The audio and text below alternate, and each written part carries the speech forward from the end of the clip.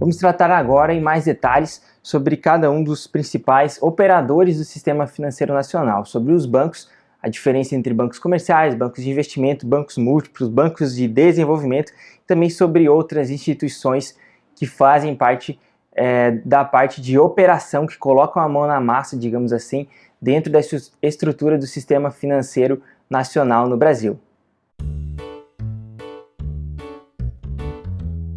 Bom, vamos falar então sobre os operadores do sistema financeiro nacional. Vamos começar aqui falando dos bancos.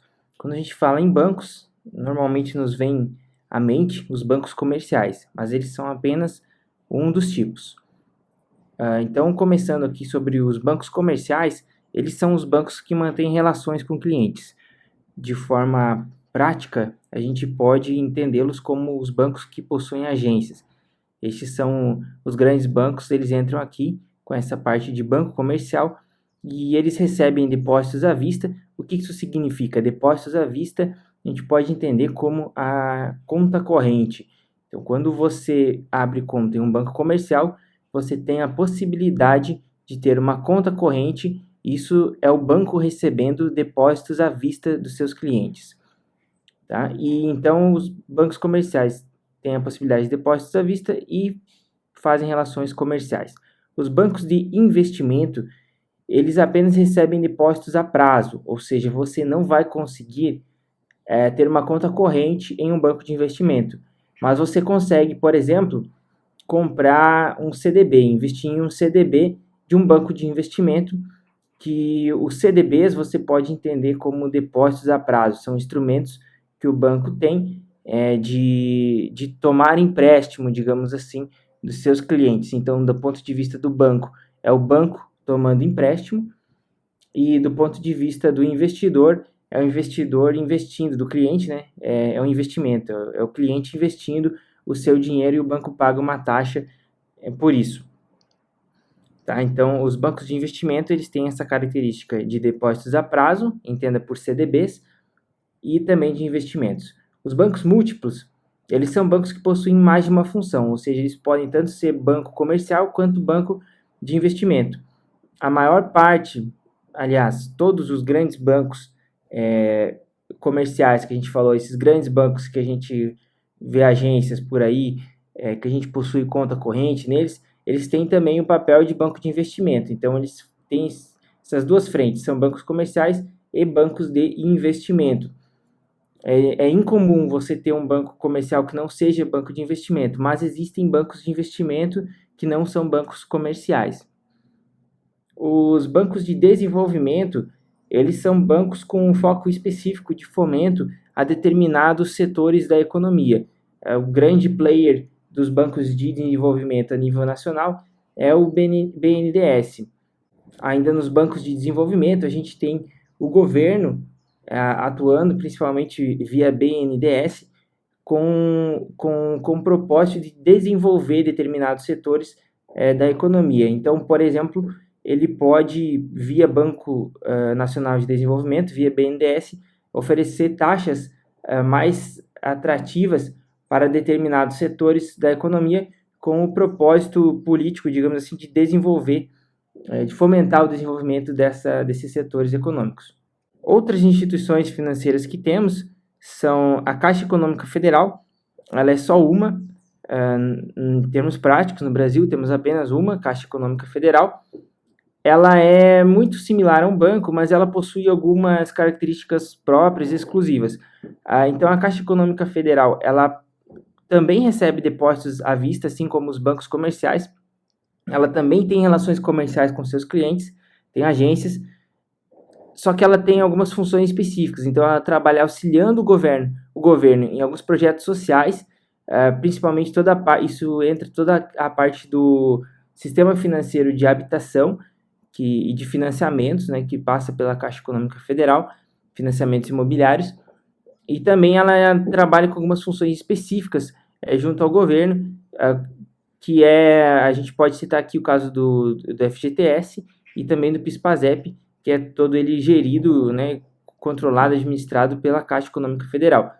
Aqui nós temos as cooperativas de crédito também como instituição que é equiparada a uma instituição financeira, embora não seja uma instituição financeira, ela legalmente é equiparada. A grande diferença das cooperativas de crédito em relação aos bancos, me refiro aqui aos bancos comerciais, aos bancos múltiplos, né?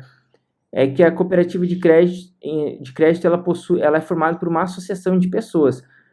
Já nos bancos, os acionistas que detêm controle dos bancos. E nas cooperativas não. Os próprios cooperados que são quem controlam as cooperativas de crédito. Elas possuem algumas vantagens práticas que são principalmente associadas à possibilidade de conseguir empréstimos a taxas menores e também de conseguir investimentos, principalmente o RDC, que é análogo a um CDB de um banco, com taxas melhores para o investidor, então com remunerações melhores. Em outras palavras, podemos dizer que o spread da cooperativa de crédito, ele em geral é menor do que o spread bancário dos bancos múltiplos. Uma das desvantagens, que acaba hoje em dia sendo mais uma desvantagem teórica do que prática, é a questão da responsabilidade dos cooperados. Isso significa que, em termos práticos, isso pode ser tanto uma vantagem quanto uma desvantagem, né? Em termos práticos, quando a cooperativa ela apresenta lucros, ela distribui esses lucros aos seus cooperados. Porém, se ela, numa situação extrema, ela apresentar prejuízos, ela pode, inclusive, vir a chamar aporte de capital dos seus cooperados. Isso seria uma situação muito extrema, só que hoje em dia, o sistema de cooperativas de crédito ele já é muito mais robusto. E existem formas e mecanismos que o próprio sistema identifica problemas, né, as cooperativas que estão passando por problemas, e existem mecanismos para que casos extremos não venham a ocorrer. Um dos principais é o FGCOP, que é o Fundo Garantidor das Cooperativas de Crédito, que ele é análogo ao FGC, que já vamos falar em seguida. Então, assim que eu falar do FGC, eu falo também do FGCOP, mas é uma forma de proteger o investidor em casos extremos, né, de grandes prejuízos, de quebras das cooperativas de crédito. E aí temos, indo para o lado lembre-se da estrutura do Sistema Financeiro Nacional, indo para o lado da CVM, temos as bolsas. As bolsas, elas organizam os mercados de capitais. Então, a gente tem a Bolsa de Mercadorias e Futuros, para a parte de derivativos, de opções. Temos também a Bolsa de Valores Mobiliários, que faz toda a organização do mercado de ações. Aí entra aí também os fundos de investimentos imobiliários e os chamados ETFs, que são fundos de índices. Falaremos em detalhes sobre os tipos de investimentos, então não se assuste que nesse momento eu acabo mencionando alguns termos, mas à frente, no decorrer do curso, a gente volta nestes termos, né, principalmente naqueles termos em que a gente trata eles como investimentos, né, no caso dos FIs, dos fundos imobiliários, das ações, dos ETFs. A gente vai falar sobre cada um deles. Por fim, o FGC, ele é uma instituição, formalmente ele é uma associação civil sem fins lucrativos, e ele é um fundo formado para proteger o sistema bancário brasileiro. Então, isso na prática significa que aliás, não é todos, né, mas alguns dos principais investimentos de renda fixa, eles são protegidos pelo FGC. O limite dessa cobertura é de 250 mil por investidor, por CPF e por instituição financeira. Então, significa que você pode manter até 250 mil nas aplicações cobertas pelo FGC, como é o caso dos CDBs, por exemplo, das letras de crédito imobiliário, as LCI, e também as letras de crédito do agronegócio, as LCAs. Você pode manter até 250 mil nesses investimentos em cada instituição financeira, e você tem esse recurso garantido no caso de quebra. É incomum a gente pensar uma quebra de um grande banco comercial, até porque entre os 5, 6 grandes bancos que temos no Brasil, se algum deles quebrar, provavelmente seria uma situação extremamente caótica, em que os outros também quebrariam, enfim, seria um caos financeiro muito absurdo, que é muito irreal pensarmos na possibilidade de uma situação assim.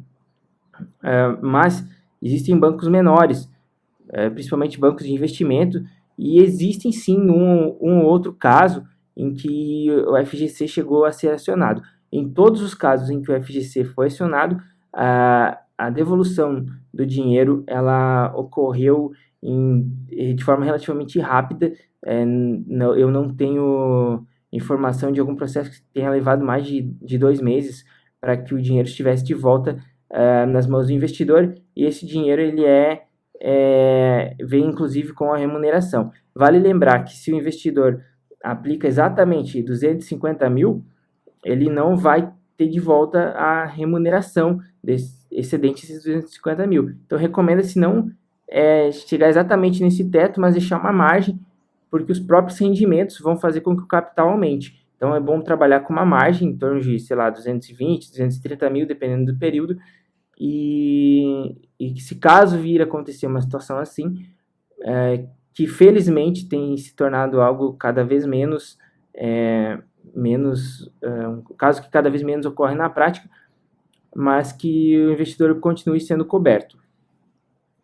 Já falamos sobre os depósitos, alguns dos depósitos que são garantidos, como CDB, RDB, LCI, LCA, e também a própria caderneta de poupança é garantida pelo FGC. Veja que alguns investimentos de renda fixa, que também são bastante comuns, como fundos de investimentos, fundos DI, e fundos de investimentos como um todo, não são cobertos pelo FGC. Toda a parte de renda variável, de ações, também não é coberto. Bom, assim chegamos ao fim dessa aula em que falamos sobre a estrutura do sistema financeiro e também sobre os operadores, as instituições que colocam a mão na massa no sistema financeiro nacional no Brasil, e seguimos nossos estudos nas próximas aulas. Até mais!